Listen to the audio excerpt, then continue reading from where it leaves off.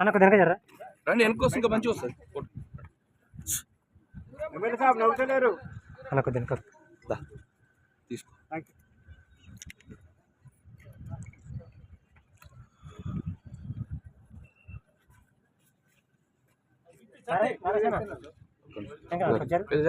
జరిపేదా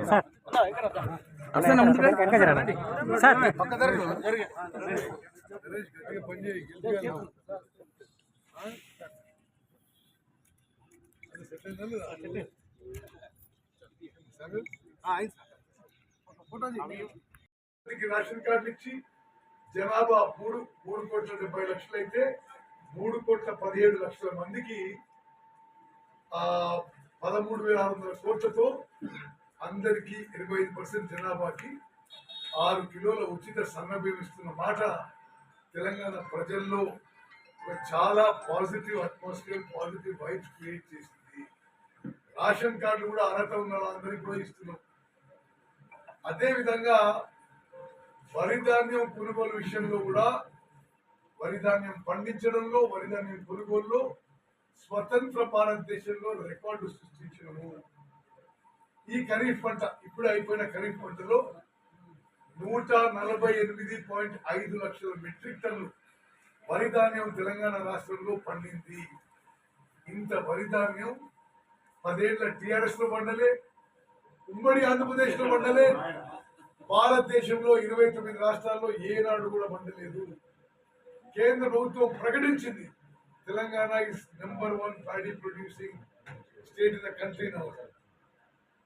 అందులో 72 లక్షల మెట్రిక్ టన్నులు వరి ధాన్యం మేము కొనుగోలు చేసినాము. ఒకే పంటలో 19,500 కోట్ల రూపాయలు నేరుగా రైతుల జేబుల్లోకి పోయే విధంగా ఏర్పాటు చేసిన ఘనత కాంగ్రెస్ పార్టీది, కాంగ్రెస్ ప్రభుత్వానికి. గోదావరి నదీ జలాల ఉపయోగంలో, కృష్ణా నదీ జలాల ఉపయోగంలో హైయెస్ట్ ఎవర్ మేము ప్రభుత్వం వచ్చిన తర్వాత highest ever ayacut Krishna basin లో కానీ, గోదావరి బేసిన్ లో కానీ మేము అధికారం వచ్చిన తర్వాత, రికార్డు స్థాయి వరి పంట మేము వచ్చిన తర్వాత, రికార్డు స్థాయి ప్రొక్యూర్మెంట్ మేము వచ్చిన తర్వాత. మరి అదే విధంగా ఆర్టీసీ బస్సుల్లో మన మహిళలు ఉచిత ప్రయాణం కానీ, విద్యుత్తులో మరి ఉచితంగా 200 యూనిట్ల వరకు కానీ, ఇవన్నీ చాలా పాజిటివ్ దిశలో ప్రయాణం. అదేవిధంగా నేను నా లాంగ్ ఎక్స్పీరియన్స్ చెప్తున్నా. నేను గతంలో మరి మీకు తెలిసిన సూర్యాపేట జిల్లా వాస్తవ్యండి, నేను తిరుమలగిరి మండలం నేటింది. నేను 6 సార్లు ఎమ్మెల్యేగా, ఒకసారి ఎంపీగా, వరుసగా 7 సార్లు గెలిచిన వ్యక్తిగా చాలా ప్రభుత్వాలు చూసిన. తెలుగుదేశం పార్టీ చూసినాము, టీఆర్ఎస్ చూసినాము, గతంలో ఇంత పారదర్శకంగా, ఇంత 24 గంటలు అందుబాటులో ఉండే ప్రభుత్వం మరొకటి లేదు. ప్రభుత్వం పనితీరుపై కూడా ప్రజల్లో ఒక పాజిటివ్ అట్మాస్ఫియర్, పాజిటివ్ వాతావరణం ఉంది.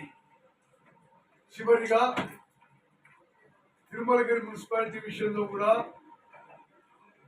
మరి మా ప్రభుత్వం యొక్క ప్రణాళిక మేరకు క్రమంగా తెలంగాణలో దేశవ్యాప్తంగా అవుతున్నట్టుగా అర్బనైజేషన్ అవుతుంది. అంటే ఒకనాడు గ్రామీణ ప్రాంతాల్లో 80% జనాభా, సిటీస్ 20% ఉంటే క్రమంగా గ్రామాల్లో